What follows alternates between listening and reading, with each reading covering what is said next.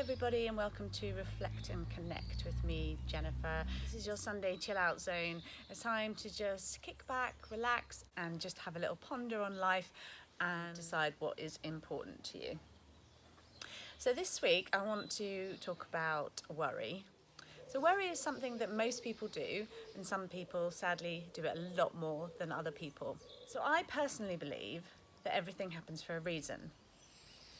Therefore, even when something's really bad or seems really, really bad, it doesn't matter because it's part of a bigger picture.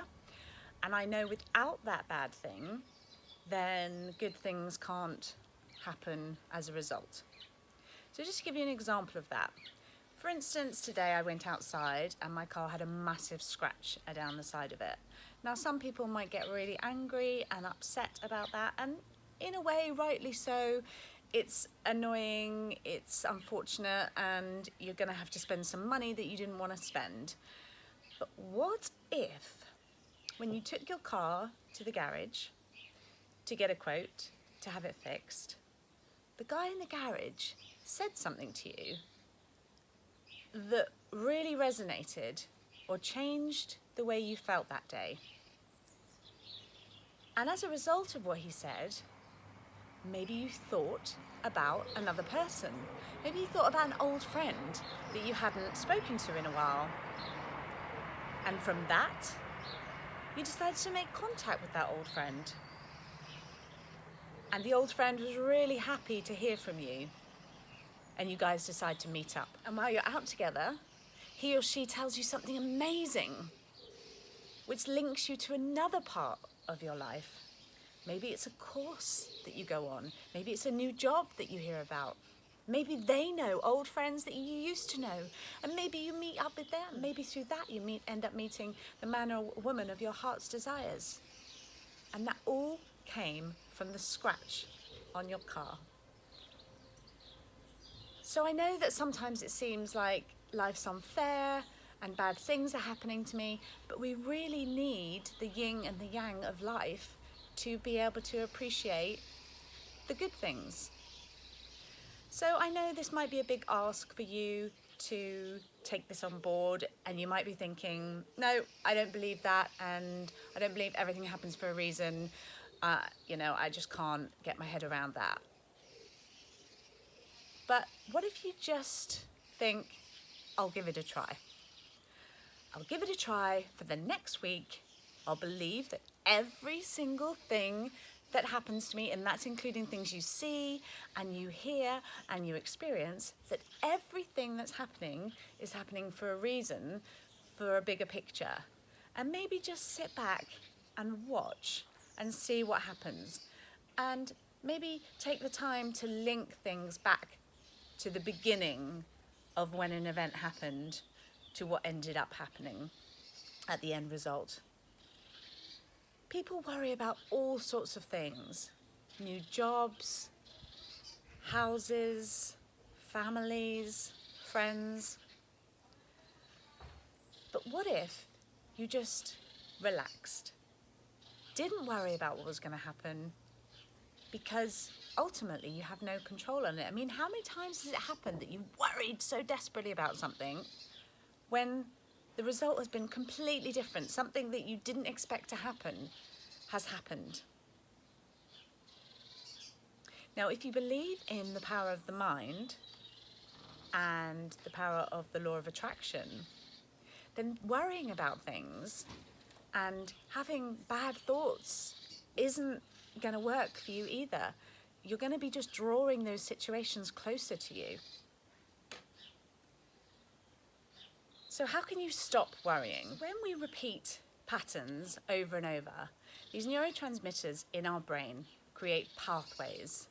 And the more we do that, the deeper the pathway, and the more easy it is for us to slip into that same pattern. So how do you stop that happening? You have to become aware of your thoughts and stay in the current moment. So you're having a thought, you realize it's not a good thought, and you stop it and you change it for something else that's more positive. Perhaps you can't get away from worrying immediately, But over time, these neurotransmitters will be changed and they will cease to exist the less you use them. It might mean that you need to write notes around your house to remind yourself, because trust me, I've been there. Negative thought patterns is something that many, many people suffer with, and it's really easy to have negative thoughts about your life or about yourself or about your environment. But over time, you can change those patterns in your brain by replacing them with something much more useful and beneficial to you. Okay, so let's have a look at the questions that I've been sent this week. Thank you so much for sending me your emails. It's fantastic to read them, and I'm going to answer a few of them now. Okay, so the first one says, I'm in a relationship with a wonderful woman. She has kids roughly the same age as mine, but they don't get along, often bickering and snapping each other. Please help. So you've got to empathise with the children in the sense that clearly they've been through some sort of breakup with your previous partner, and they might have feelings of anxiety or anger based around that situation.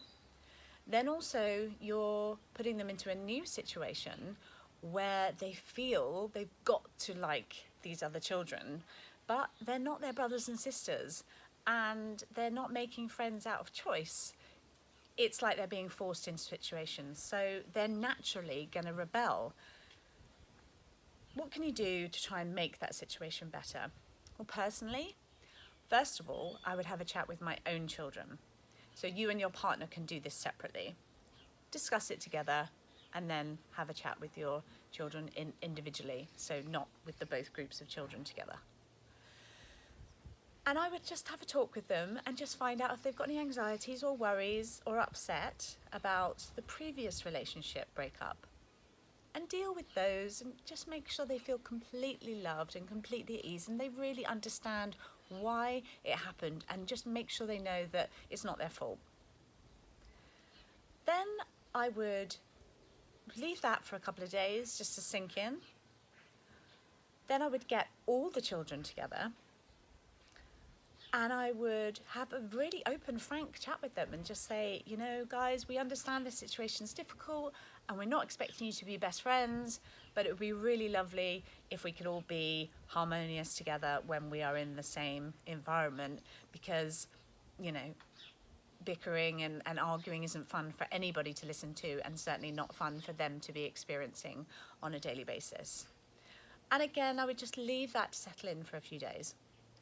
Then between yourself and your partner, I would try and find some common interests between the children. And then maybe not get them all to go somewhere together, but maybe single out a couple of them. So work small to begin with.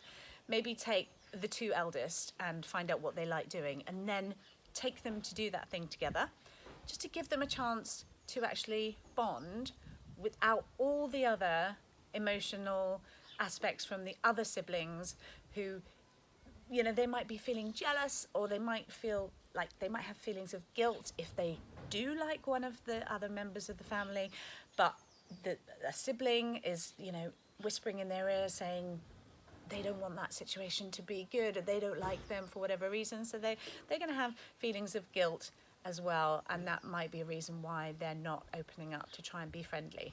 So I would take those 3 steps and see how you get on. Okay, next question. So what's the best way to stop yourself comparing yourself to others? Well, that is a big problem that we all face. Even I do it. We do it all the time. It's a natural fault that is contained with nearly every single human being on this planet. So going back to what I was saying earlier about the neurotransmitters, we need to reset those. So you need to stay in the current moment, you need to stay focused, not drifting off into the future or to the past. Now is the most important moment. So if you try and stay in the present moment, when you have those kind of thoughts, you should be aware of them. And when you are, and when you notice them, stop them. Just stop them mid-flow. Think about what it was you were comparing and try and flip it around. Try and find something positive about yourself. Try and find something that you can focus on that is really good about you. And that other person might not have that, because we all have different strengths. We all have different ways to manage our lives, and different looks, and different thoughts, and different feelings. So comparing yourself with someone else at the end of the day is an impossible task, because you are not that person. You are you. There is only one of you. You are beautiful, amazing, and just a brilliant creation. And you have to play to your strengths. Life would be very boring if we were all the same. And you know what you can do, maybe the other person you're comparing yourself to can't do that thing. And it may be something very small. And the other thing to be aware of here is that we're very hard on ourselves. And actually what you do might be something really amazing, but you're not really giving it credit for what it's worth.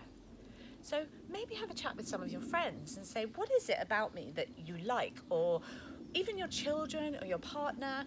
Try and get some ideas from other people of how they perceive you, and then go to those places when you're comparing yourself with other people.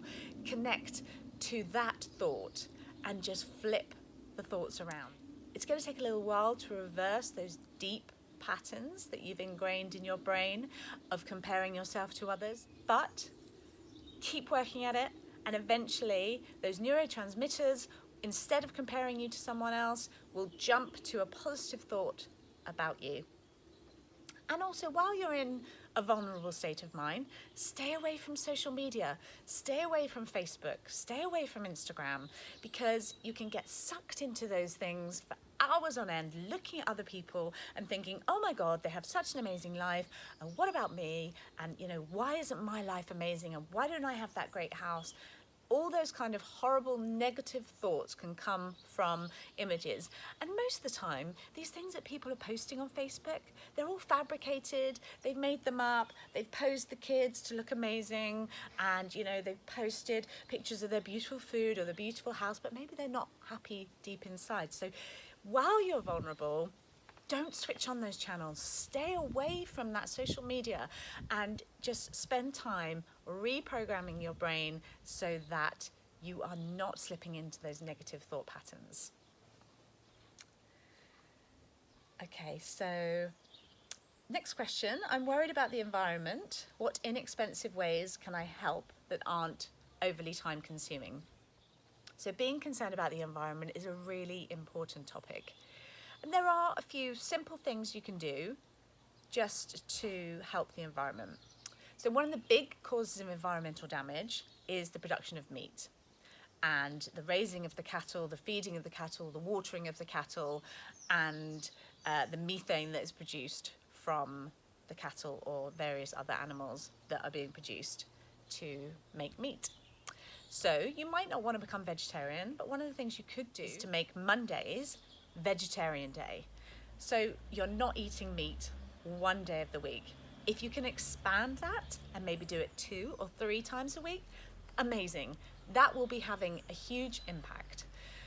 So ultimately, you want to become vegan. That's the absolute pinnacle of being able to change and have an effect on the environment and the damage that's being caused. But I understand not everyone wants to become vegan. It can be a bit tricky to manage, especially if you've got children and stuff. So just do what you can within the perimeters of your life. Another thing you can do is get yourself a decent water bottle. So try and stay away from anything that's plastic. There's lots of metal options. This is a copper bottle, and it's really good if you fill it up the night before and then you drink it, because you get some of the copper that infuses into the water. So try and find yourself a metal water bottle, and don't buy plastic water bottles. That will save you some money anyway, but just don't buy anything that's already pre-packaged like that, when you can just fill up from the tap or from a filter with your own water. Also, really simple idea is to not buy fruit and vegetables that are packaged in plastic. I tried it the other week. I went to the supermarket And there is fruit and vegetables that are on display without any packaging. So start buying those fruit and vegetables. It might mean that you have to go without some stuff, but actually, if you go to the greengrocer, none of it's packaged in plastic packaging, and they'll give it to you in a paper bag. So you can avoid, you know, things that are in punnets. You can just ask them, can I just have it in a paper bag? I don't want to have the plastic. So really just trying to reduce your plastic waste as well will have a massive impact on the environment. So there, hopefully 3 fairly simple ideas that you can implement in your life to help bring about a better environment for everyone and to help save the planet. All right, next question. I have a good friend who I'm beginning to be less tolerant of, her drama and attention and seeking behaviour. I'm starting to doubt how truthful she is with me and whether she is just saying things for effect. She's very negative about the people around her, her environment and her situation. I do see the good in her, but her negativity is wearing me down. What should I do? Well, I believe that people come in and out of your life for a reason. And sometimes as you grow and develop as a person, some friendships or relationships no longer serve you, and that is okay. So this might not be the time now that you're going to end this particular relationship if it's not serving you, but it's really great that you're becoming aware that you're getting a sense of some of the things she says perhaps aren't true, and that she's being really negative, and actually that's not being particularly helpful to you. So you're starting to think, actually, you know, I'm not too keen on this, and, you know, just maybe distance yourself a little bit. So depending on the relationship, maybe you've known each other for years and you want to continue to have this relationship and keep it to being strong, then I would have a chat with her and I would just pull her up on the things that she's saying that you're feeling are being negative.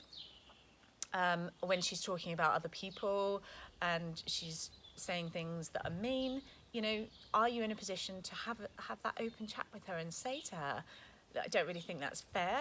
And ultimately, if you being honest with her breaks down the relationship, then that's probably not such a bad thing. I mean, as I said, people come and go for a reason, and you not being open and honest with her means that you're not getting the relationship to a point where it was going to naturally progress to. If you are holding back and keeping your thoughts to yourself, then it's just going to carry on in the general vein that it's going on at the moment and just kind of fester, and it might end up ending on a nasty row, that because all your pent up emotion and aggression about the way she's behaving might suddenly just come out into an argument. So initially, depending on the type of relationship you have with her, I would sit down and maybe have a chat with her, or just when she's talking to you, you know, each time she's talking to you, just be open about how you feel about the things she's saying, and just say, look, you know, that doesn't really sit very well with me, I feel this. And actually you might help to develop her and make her think about what she's doing and what she's saying and how she can be a better person too. So it's always best to be honest. Hiding things from people is never a good thing. You know, I understand you don't want to hurt people, and that's absolutely fine too, but if it's hurting you and you can't just walk away from the situation, then you need to start to be honest with her and deal with the situation. So all right, I hope that helps you. So that's all the questions we have time for this week. Please do send me any questions you have. I'll pop the email down below now, and give me a shout, and once a week on a Sunday I'll be very happy to answer your questions for you. I have got a few more questions already in the bank, so I'm sorry if I haven't answered your question today, but I'll be back next Sunday to answer some more questions. Okay, let's just end now with a little meditation, just to try and release some anxiety and some worry. So just find yourself somewhere to sit, somewhere that's nice and quiet, and you can not be disturbed for 5 minutes or so. And you can just have your hands placed in your lap, palms uppermost, And just close your eyes. And we're going to start by connecting with our breath.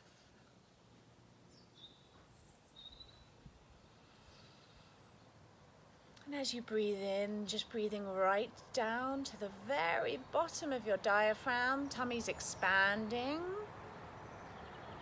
And as you breathe out, just pulling that diaphragm back in and really expelling all of the air from your lungs before you take your next breath.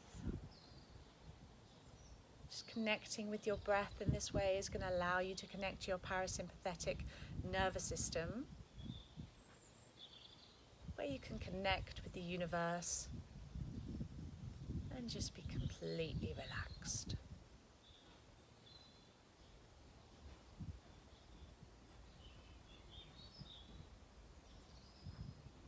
So I just want you to imagine a white light of energy is coming in through the crown of your head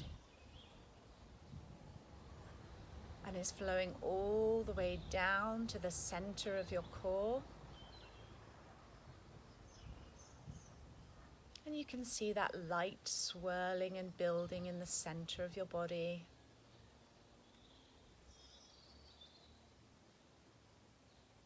And then just release that energy, release that light and let it flow over your whole body. And as you release it, you can feel it melting away any tension or stress.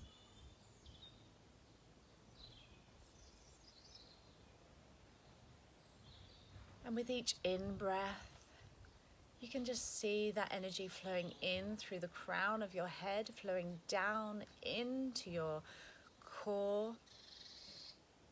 And with each exhalation, just allow that energy, that light, to expand through your body. Just melting away any anxiety and tension. Just let it all flow away.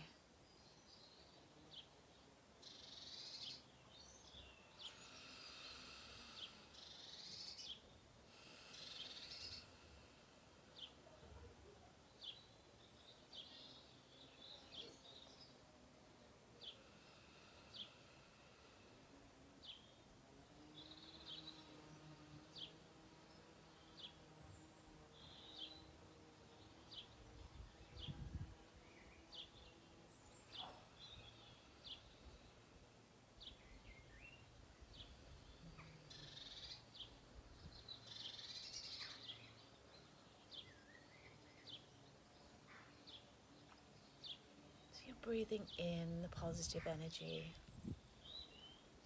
and exhaling all the negative energy.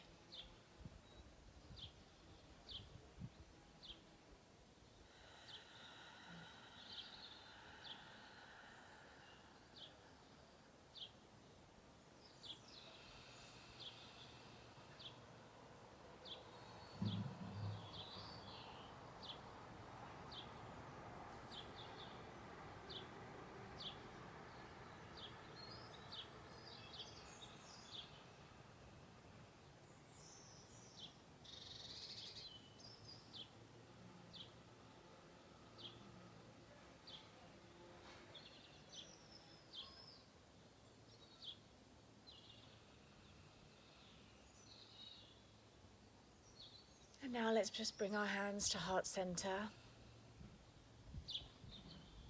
And in your mind's eye, just say to yourself, just for today, do not worry.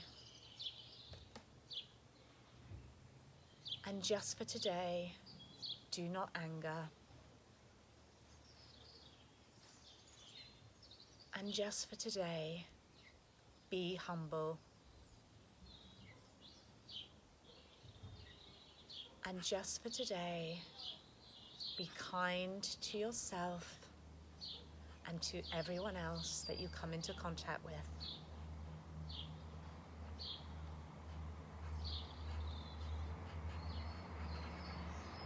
And then maybe take a moment just to reflect on the times that you might experience today when you will be faced with those challenges and how you might implement these new emotions.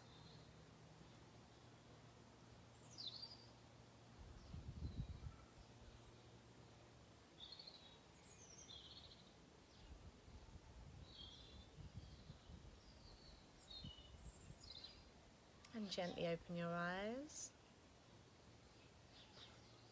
Namaste everyone. I hope you have an absolutely amazing day. Enjoy this glorious sunshine.